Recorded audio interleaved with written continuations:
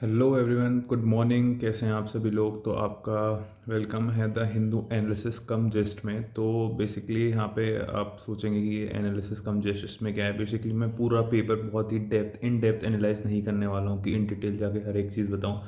मैं यहाँ पे बेसिकली आपको सिर्फ और सिर्फ ये बताने वाला हूँ क्या टॉपिक्स कवर करने हैं और क्या नहीं, ठीक है। और आपको पर्सनल लेवल पे जो आपको खुद के लिए लग रहा है कि हाँ भाई ये इंपॉर्टेंट है, मैं अपने लिए नोट मेकिंग कर लेता हूँ, तो आप उसके लिए लेके आप उसको आप अपने नोट्स बना लेना, ठीक है, कोई इशू नहीं है।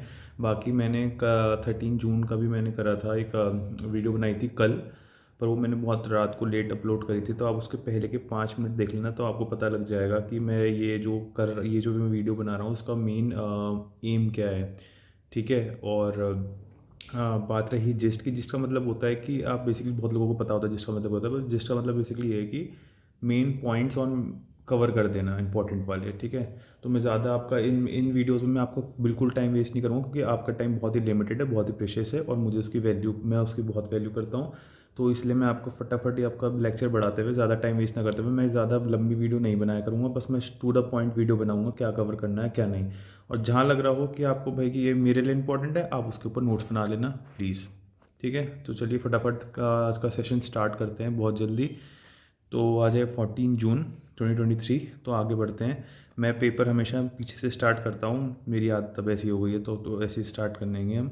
तो बेसिकली हमारा पहला टॉपिक ये बिजनेस मतलब इकोनॉमी से रिलेटेड है। This inflation to be slow and long. तो बेसिकली जो हमारे हैं आरबीआई का, रिजर्व बैंक ऑफ इंडिया के जो गवर्नर हैं शक्तिकांता दास, वो आजकल ये बस एक बेसिकली इस आर्टिकल में इतना कुछ ऐसा इंपॉर्टेंट नहीं है। इंपॉर्टेंट बस इतना है कि हमें इसमें से क्या टॉपिक पता है। एक तो हमें आरबीआई के बारे में पता होना चाहिए, इनकी गवर्नर कौन है ये पता होना चाहिए, ठीक है। इसमें एक हो रखा है डिसइन्फ्लेशन, जो इसमें लिखा हुआ है डिसइन्फ्लेशन का मतलब होता है जो इन्फ्लेशन होती है। इन्फ्लेशन होती है मतलब प्राइसेस ऑफ गुड्स एंड जो होते हैं ना वो बढ़ जाना, मतलब महंगाई बढ़ जाना। तो डिसइन्फ्लेशन मतलब होता है जो महंगाई बढ़ रही है तो वो महंगाई अब कम होती जा रही है। मतलब अब जो महंगाई, वैसे पहले कोई चीज़ 10 रुपये की थी, आज वो 8 रुपये की हो गई है, तो वो हो रखा है, ठीक है। इसमें से हम इस आर्टिकल को बस हल्का सा एक बार रीड थ्रू कर लेना, ठीक है। और दूसरा इसमें से एक है एमपीसी के बारे में, ज़रूर आप गूगल करके सर्च करके इसके बारे में नोट्स बना लेना, पूछा जाता है एग्ज़ाम में। MPC is monetary policy committee, पहली चीज़। अब यहाँ पे टॉपिक कवर हो गया, अब आगे बढ़ते हैं, इतना कुछ नहीं था। बाकी वर्ल्ड में मैंने देखा है एज सच कोई इंपॉर्टेंट खास कुछ भी नहीं था, सब बस बेसिक्स था। आपको रीड थ्रू करना हो आप कर सकते हैं, कोई इशू नहीं है अपने लिए। और इसमें आपको ना एक ये न्यूज़ कवर कर लेना कि ये, मैं पढ़ रहा था ये peace research of institute Oslo, इसके बारे में आप नोट्स बना लेना, इसके बारे में सर्च करके इसके बारे में पढ़ लेना। फिर आपका ये जो है, एक तो आपको ये पता होना चाहिए कि एक तो जर्मन बेस्ड जो है लेपर्ड टैंक्स के होते हैं, जो लेपर्ड टैंक्स हैं वो जर्मनी के हैं, और जो यूएस के हैं वो हैं ब्रैडले इन्फेंट्री, आपको पता होना चाहिए एक फाइटर व्हीकल है, ठीक है। ये दोनों भी आप कहीं लिख लेना, ये पूछा जा सकता है, पूछा जा भी सकता है और नहीं भी, ठीक है। अब आगे बढ़ते हैं फटाफट। उसके बाद फिर हमारा नेक्स्ट टॉपिक आता है। यहाँ पे भी आज के पेपर में सही बता रहा हूँ, कुछ खास इंपॉर्टेंट था नहीं, बस बहुत ही बेसिक बेसिक था, तो इसमें मैं आपको बता देता हूँ। ये भी टॉपिक इसमें जो ये है बिपरजॉय, जो हमारा साइक्लोन है, ये बहुत ही वेरी सीवियर साइक्लोन है। इसके बारे में मैं अभी दोबारा बताऊँगा आपको, ठीक है। इसके बारे में आपको पढ़ना है कि बिपरजॉय ये कौन से, ये जो साइक्लोन है इसके नाम कौन रखता है, ये किस रोटेशन बेसिस पे कब कौन कंट्री इसके नाम रखती हैं, इस बार किसने नाम रखा है, इस वर्ड का मीनिंग क्या है, पिछले साल क्या नाम था। आप जैसे ही डालेंगे बिपरजॉय साइक्लोन यूपीएससी, तो आपको पूरा लिंक्स मिल जाएंगे, आपको पता लग जाएगा कौन से क्या, मतलब उसका प्रोसीजर क्या होता है नाम रखने का। जो ये है इस वाले आर्टिकल में, Shah ask states to prepare disaster management plan, इसमें आपको basically NDMA national disaster management authority के बारे में, SDMA state disaster management authority के बारे में, इसके बारे में प्लीज़ अच्छे से नोट्स बना लेना, ये भी बहुत इंपॉर्टेंट है। और इसमें से एक आपका पूछा है कि आपको ये भी पता होना चाहिए कि डिस्ट्रिक्ट डिज़ास्टर मैनेजमेंट प्लान्स अभी क्या है नहीं है क्या है, इसके बारे में भी सर्च करके नोट्स बना लेना। अब मैं और आगे चलता हूँ फटाफट। और इसके बाद है आपका ये देखो, जो ये था ना साइक्लोन बिपरजॉय, अगर आप यहाँ देख पा रहे हो, तो यह पे आप ध्यान रखना, ये एक बहुत ही वेरी सीवियर साइक्लोन है, ठीक है। दूसरा, अब आपको यह है no C E R T in update yet on CoWIN data leak experts demand transparency. Basically मतलब एक आजकल कंट्रोवर्सी चल रही है, कंट्रोवर्सी ये चल रही है कि जो कोविन पोर्टल है जहाँ पे हम जिन लोगों ने भी वैक्सीनेशन लगाई है, तो उसमें कह रखा है जितना भी लोगों का डेटा था, डेट ऑफ बर्थ, उनका आधार कार्ड नंबर, आपका जेंडर वगैरह सब लीक हो चुका है। ठीक है, गवर्नमेंट कहती है ऐसा कुछ नहीं है, बट इनका कहना है कि नहीं नहीं लीक हो चुका है। तो इसके बारे में एक तो आप पढ़ लेना, कोविन पोर्टल जो है उसके बारे में पढ़ना। दूसरा, ये जो आपका CERT-N है, जैसे Indian computer emergency team nodal cyber, ये जो होता है ये होती है आपकी nodal nodal cyber security agency, इसके बारे में पढ़ लेना। कोविन पोर्टल के बारे में पढ़ लेना। और इसको थोड़ा सा ना, इसमें देखो कहाँ पे रिलेट कर रखा है, अगर आप देखेंगे कि इसमें आप ये पढ़ना लास्ट में, while privacy including information privacy was upheld as a fundamental right in the constitution by the supreme court in 2017। तो जो आपकी राइट्स होती हैं फंडामेंटल राइट, उसमें आप प्राइवेसी के ऊपर के बारे में पढ़ना, ये आपका पॉलिटिक्स से भी रिलेट कर रहा है। ठीक है, और अब आगे बढ़ते हैं। ये बेसिकली जो ये वाला है, गवर्नमेंट रूल्स आउट कीपिंग एयरफेयर्स, इसमें बेसिकली इसमें भी कंट्रोवर्सी चल रही है कि एयर जो फेयर्स है, मतलब जो आपका आप जो फ़्लाइट लेते हैं एयरप्लेन्स के, जो फेयर्स होते हैं, जो मतलब बेसिकली बाहर मतलब प्राइसेस हैं, वो बहुत ज़्यादा बढ़ चुके हैं। इसको लेके कंट्रोवर्सी चल रही है, तो इसको भी एक बार पढ़ लेना। और इसमें लास्ट में ये बता रखा है कि according to a report by the airports council international ACI, Asia Pacific airforce airfares in India, की इन इंडिया 41%, मतलब 41% जो सबसे ज़्यादा सर्ज हुआ है वो इंडिया में हुआ है, 41%। ठीक है, आप इसको भी रीड कर लेना, जो मैंने यहाँ पे R लिख रखा है। तो जो जो मैंने मार्क कर रखे हैं इनको प्लीज़ अच्छे से देख लेना, उनको रीड कर लेना। अब फटाफट और आगे बढ़ते हैं और देखते हैं और क्या है, सॉरी नीचे चलते हैं। और नेक्स्ट टॉपिक जो है, mister Modi distribute 70,000 appointment letters for government post at रोज़गार मेला।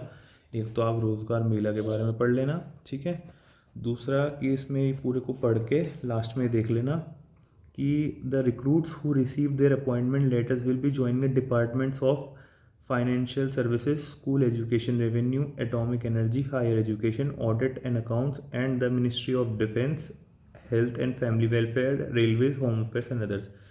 रोज़गार मेला के बारे में नोट्स बना लेना, इंपॉर्टेंट हो सकता है। और ये कहाँ कहाँ इनको जॉब मिली है ये मैंने हाईलाइट कर दिया है। रोज़गार मेला के बारे में पढ़ना ये दिया है, बाकी में आगे चलते हैं। उसके बाद 2 वॉरशिप्स लॉन्च हुई हैं और एक थर्ड, इनके बारे में पढ़ना है कौन कौन सी है, कहाँ पे हुई है पहले तो देख लो। कट्टुपल्ली इन चेन्नई में हुई है। फिर ये क्या कहते हैं, किसने करी है, किसने बनाई है, कोलकाता बेस्ड है defence shipyard garden reach ship builders and engineers limited. ठीक है, उसके बाद कौन कौन से शिप्स हैं ये भी देख लेना, अंजादीप और ये है संशोधक, ये 2 हैं। ये थर्ड है कौन सी है, एंटी सबमरीन शैलो वाटरक्राफ्ट है। दूसरी है ये फोर्थ नंबर पे आ रही है, मतलब ये 3 ऑलरेडी हैं, ये चौथी आई है, ये है सर्वे वेसल लार्ज। इसको देख लेना, इनको पता होना चाहिए आपको। बाकी इसमें और कुछ नहीं था। अब आगे बढ़ते हैं फटाफट। देखो जो यहाँ पे है ना रिलेशंस के बारे में, आपको इनको रीड करते रहना, जिससे कि आपको एक आइडिया मिलता चले कि किस कंट्री के बीच में क्या रिलेशन चल रहे हैं करंटली। ठीक है, कितने उनके टाइज हैं, कैसे उनके सोशल टाइज हैं, कैसे उनके पॉलिटिकल टाइज है, कैसे उनके इकोनॉमिक टाइज है, बहुत ज़रूरी होता है। अब इसमें India US to diversify semiconductor supply chain, Sullivan. तो बेसिकली इसमें यह है कि जो हमारी क्या कहते हैं सेमीकंडक्टर को लेकर जो सप्लाई चेन है वो थोड़ी डिस्टर्ब हो चुकी है, तो उसको लेके यहाँ पे इन्होंने कुछ बातें करी हैं। और इसमें जो हमारे इंडिया के नेशनल सिक्योरिटी एडवाइज़र हैं अजीत डोवल, उनकी और जो US के जो नेशनल सिक्योरिटी एडवाइज़र हैं जिनका नाम है जेक सुलिवन, इनके बारे में जो आपस में इनकी मीटिंग हुई उसके बारे में लिखा हुआ है। इसको एक बार बस रीड थ्रू कर लेना। इसमें से आपको एक तो आईसेट के बारे में पढ़ना है, initiative on critical and emerging technology, उसके बारे में जो ऑर्गेनाइज़ करा था किसने, CII ने, कॉन्फेडरेशन ऑफ इंडियन इंडस्ट्री। इसके बारे में भी आप सर्च करके प्लीज़ पढ़ लीजिएगा। बाकी इस वाले टॉपिक में कि Blinken says economic ties centre of India US strategic partnership, ये भी आप देख लेना।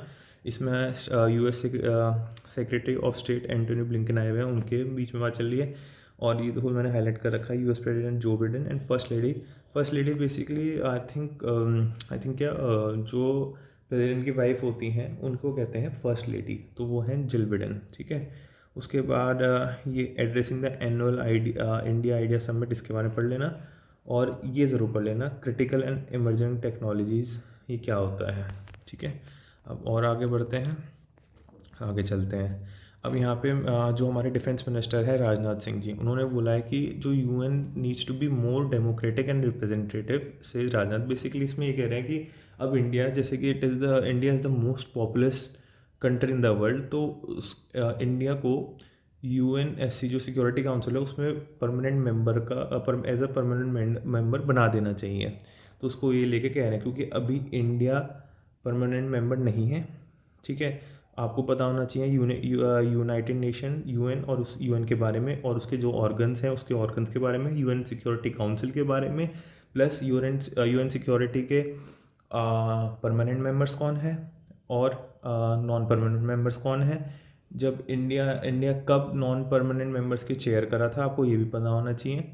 अभी रिसेंटली है, जब आप सर्च करेंगे आपको ज़रूर मिलेगा। तो इन सब चीज़ों के बारे में डिटेल में नोट्स बना लेना बहुत बहुत बहुत ज़रूरी है ये। ठीक है, उसके बाद देखिए जैसे मैंने हाईलाइट कर रखा है कि ये सारा आपको दिख रहा होगा यूएन यूएनएससी के बारे में, बस इन सब बारे में इस वाले टॉपिक को बस रीड थ्रू कर लेना कि क्या क्या कहना चाह रहे हैं। ठीक है, बेसिक अंडरस्टैंडिंग होनी चाहिए, पर जो मैंने पॉइंट्स आपको बताया उन पे नोट मेकिंग ज़रूर कर लेना प्लीज़। बाकी आपके ये आर्टिकल्स वगैरह आ जाते हैं, मैं जो आर्टिकल्स इंपॉर्टेंट है बस वही बता रहा हूँ। कैंसिल कल्चर वाला, इसको जस्ट रीड कर लेना पूरे आर्टिकल को। ठीक है, और रीड थ्रू करिए, जो आपको इम्पोर्टेंट लगता है तो देख लीजिएगा, अदरवाइज़ मुझे तो बस ये सिर्फ रीड थ्रू वाला लगा। बाकी आगे बढ़ते हैं। इसमें ये जो है HAF to take AI governance global, HAF is basically आपका हिरोशिमा AI प्रोसेस है। ठीक है, बेसिकली आजकल अब जैसे जैसे टेक्नोलॉजी डेवलपमेंट सब होता जा रहा है तो AI को बहुत ज़्यादा इंपॉर्टेंस दी जा रही है। तो इस वाले टॉपिक में आप इसको बहुत अच्छे से पढ़ने के बाद इसमें से एक तो आप G7 के बारे में पढ़ लेना। G7 बहुत ज़रूरी टॉपिक है। G7 के बारे में आप नोट्स बना लेना। AI आर्टिफिशियल इंटेलिजेंस के बारे में बना लेना। अब बाकी हिरोशिमा ये जो ये कहते हैं AI जो प्रोसेस है इसके बारे में पढ़ लेना। इसमें बेसिकली ये है कि क्या क्या हुआ था अभी जब G7 की मीट हुई थी इसमें। ठीक है, और क्या मतलब क्या प्रोसीजर है इसका, प्रोसेस है कैसे कैसे होगा। तो आप जब इसको पढ़ोगे तो आपको समझ आ जाएगा। इसमें से इंपॉर्टेंट जो था पॉइंट्स वो निकाल लेना, बाकी आपको अगर और कुछ लगे तो आप देख लेना। ठीक है, और अब आगे बढ़ते हैं हम फटाफट।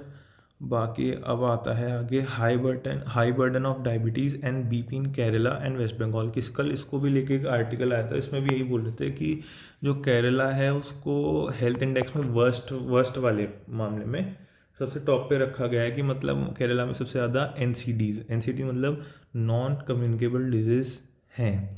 अब आपको पता होना चाहिए नॉन कम्युनिकेबल डिजीज़ कौन सी होती हैं, नॉन कम्युनिकेबल डिजीज़ क्या होती हैं, कम्युनिकेबल डिजीज़ क्या होती हैं, और मतलब उनके अंडर कौन कौन सी डिजीज़ आती हैं। ठीक है, इसके बारे में आप पढ़ लेना। थोड़ा सा मैंने 2-3 पॉइंट और बताए थे, वो मैंने कल की वीडियो में बताए थे, जो मैंने कल रात को अपलोड करे थे।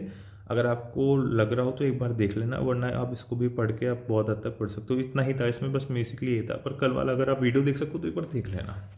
ठीक है, आगे बढ़ते हैं।